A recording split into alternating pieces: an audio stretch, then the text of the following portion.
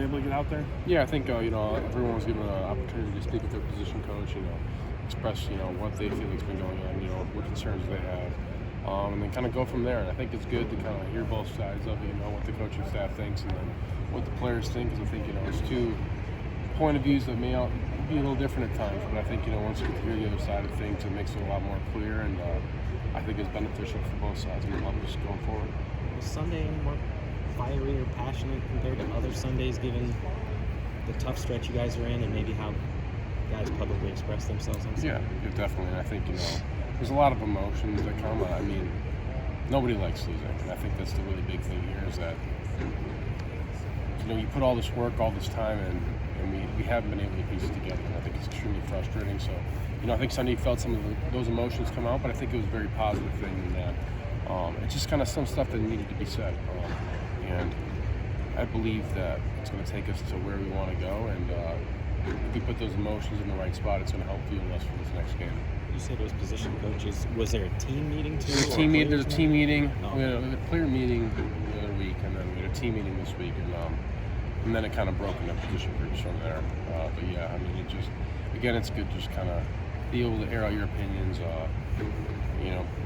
As a player, be heard, because you don't get that opportunity quite as much as As a veteran guy and a guy people look to as a leader, how do you try to keep people's confidence up when you're in a tough stretch like this? I think just making sure the energy and the mental focus is still here. I think it's easy for people to not focus in as much when you're not doing as well, or look kind of out to outsource to other things. So really keeping guys engaged with what we're doing now. What the game plan is this week. We go out to practice. We got to have that energy, that intensity, that kind of fire in our eye, and make sure that we have that with everybody on this team. And I think being a guy that kind of keeps the energy up, gets guys going throughout the day, and making sure that if we get in a kind of a lull or a negative spurt of practice, that we find a way to work out of that and finish on a positive note. You've been here through a lot of stuff already. What gives you confidence that this is a program that can turn it around, if not this season because time's running out, and in the future with this season? I think there's a lot of character and culture in this building. I think we have a lot of really good people within the building that want to win, are willing to do whatever it takes to win. And I think you piece enough of that together, you'll have a really successful team down the road. And I think this year, obviously, it hasn't gone the way we wanted to, and I think it's really focusing on how can we finish on a high note that headed in the offseason.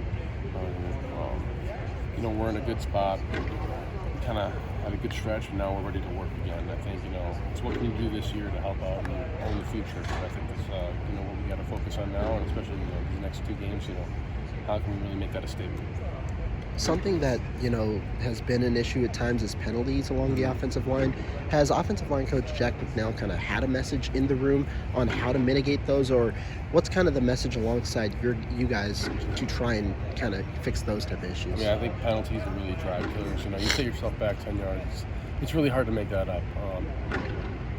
It's just a big emphasis is, hand placement, not letting the guy get off your body, and if he does, you have to let go. And at some point, there's a benefit, kind of risk reward. If you do hold, you might get away with it one time, but if you don't, we lose 10 yards, and you really have to be smart about it. And I think, especially because teams are looking for it, I think officials are looking for it more now that, we kind of have a tendency to hold. And it's just really making sure that we're good with our hands, we're smart about, the positions we're putting ourselves in, and we don't allow the officials to kind of get in that 50-50 spot where they got to make a call. You said before, players don't always have the chance to speak the way they did on Sunday. Are you saying what Sunday was a little different from the norm in terms of people being able to speak up a little bit more? Yeah, I think so. I think, usually it's just kind of like the hierarchy of things. You're not going to go up to your coach and say what's on your mind. But I think, Sunday, we want to hear what you have to say. We're open to kind of hearing, what your thoughts are, because we're not where we want to be. And we want to figure out why we aren't. And I think, that just kind of gave guys an opportunity. But, most days you're not going to come in on a Sunday and go telling your coach what do you think, happened and what went wrong and what you think you can do to make it better. You're more kind of here, learn and listen. Yeah. How productive do you think that was? I think it was very productive. I think, it gave the coaches a good opportunity to see it from our side and then vice versa. That's a good opportunity to see it from their point of view. And I think you see where their frustrations arise, and then they see where our frustrations arise. And I think going forward, it kind of works to better that dynamic. I think, better understand what we're trying to do and why we're trying to do it, and put us in a better position down the road. Just overall, have you been satisfied with your team's response from what you've seen so far? Yeah, I think today we came out really well. I think guys worked really hard today. I feel like we really want to get after it this week and do what we can to win this Freedom Trophy. And I feel like there was that energy, that passion to get after it, and get better today. For you personally, when you talk about being able to share some of those frustrations, what were some of the frustrations maybe that you had in the last few weeks? I think just as an offense, especially, it's just been executing, especially from an O-line standpoint. I think, just the penalties are really killing us. I think a lot of self-inflicted mistakes. I feel like we move the ball well. We just don't put it in the end zone. I think red zone frustration as well.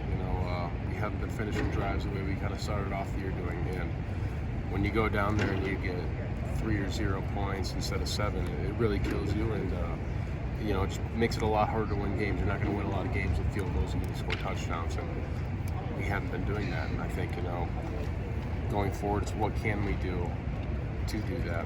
And then, like I said, eliminating those penalties, because they do kill us. We'll be on a drive, we'll be rolling, and then it's 2nd and 20, and it's hard to.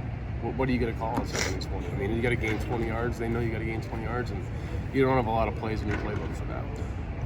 So just keeping ourselves out of those spots and finishing in the red zone. Coach Stevens kind of talked about through this whole kind of the injuries that the team's experienced, about leaning more on the offensive line. And I guess I'm wondering what does that kind of look like in terms of, because obviously you guys don't run, you don't catch the passes, but what has that meant to you, and how has that kind of manifested itself? I think it's just doing our jobs and doing it at a high level. I think, when you have, everyone, you can make more mistakes and kind of lean on those guys that have a lot of experience to kind of get you out of those situations. When you're put in a position with a lot of younger guys, you can't make those same mistakes. You got to be a lot cleaner. You got to strive to be perfect, because they're not quite as experienced, and you have to give them even more of an opportunity to get more comfortable, have those opportunities to find those holes, complete those passes, and as an offensive line, just how can we do our job every time to give those guys an opportunity to make a play? And we have to do it well. We have to hold our blocks for a long period of time, and I think that's kind of the burden we want to take on as a group. We see all the numbers from Nebraska, really good pass rush, one of the best run defenses in the country. What are they doing defensively that's helping be successful? They do a great job of mixing up looks. I think, preparing-wise, they got a variety of things we have to be ready for. And I think, as an offense, it makes it hard to kind of have the full playbook out there when you don't know what they want to run. And on top of that, they do a good job really moving guys around, slanting, twisting, and it makes it kind of hard to block up a lot of schemes, because you tackle passing off of the guard in the middle of a run play, and that's not always the easiest thing to do. So kind of keeping you on your toes like that, I think, is what makes their defense good. And then they have a lot of good players, and good players doing a lot of stuff. Exactly, makes it good for a defense and harder on offense. Tanor, just taking this past game, for example, through the first 40 passes, you guys only threw for more than 10 yards 4 times. Do you think potentially with, you guys kind of going short play, but then going at a quick pace, those penalties are even more killer, and then it puts more pressure on the offensive line perhaps? Yeah, absolutely. Because, like I said, once you get to 2nd and 20, let's say even if you get 10 yards, it's 3rd and 10, and you get the D-line kind of teeing off, like they know it's going to be a pass, it's going to be a pass, and they're kind of dropping their coverage guys to the sticks. And now if you gain 9 yards, it's still not a first down. And I think that's really where it hurts us, because if you, let's say, gain 4 yards and it's 2nd and 6, you gain 7, boom, first down.